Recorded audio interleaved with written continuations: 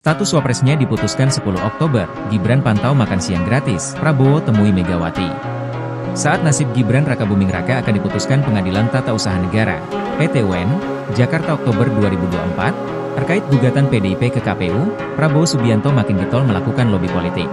Bahkan, Megawati dijadwalkan bertemu Prabowo 10 Oktober, namun ada pula yang mengabarkan 12 hingga 15 Oktober.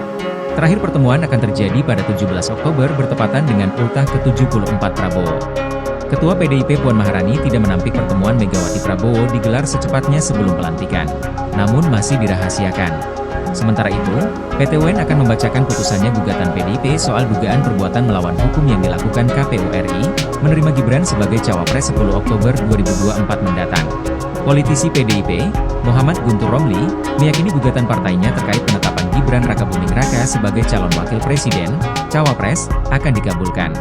Namun, perwakilan tim kuasa hukum PDIP, Dev Surya, menjelaskan, jika apa yang diminta pihaknya dalam gugatan bukan untuk mengganti wapres terpilih.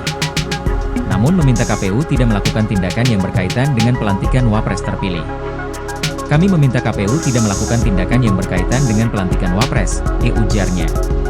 Sementara itu, Gibran tampak hadir di uji coba makan siang bergizi gratis di SMA Negeri 70 Jakarta Selatan bersama penjabat Gubernur Provinsi DKI Jakarta Heru Budi Hartono. Ia pun memuji menu makan siang disediakan Perumda Dharma Jaya, BUMT DKI Jakarta. Menu ini termasuk paling mewah. Jika minggu lalu kami lihat beberapa tempat ini saya yang paling lengkap, paling mewah, kata Gibran. Jauh sebelumnya Gibran sudah memberikan tanggapannya pada 3 April 2024 lalu, atau tepatnya sehari setelah gugatan PDIP masuk ke PT UN. Ya udah dilalu saja, ujar Gibran. Dia pun mengatakan sudah ada tim yang memantau dan menindaklanjuti terkait putasan perkara tersebut. Nanti ada yang menindaklanjuti, pungkasnya. Menilai hal ini, ex-ketua MK Mahfud MD pesimistis PT UN membuat keputusan berani.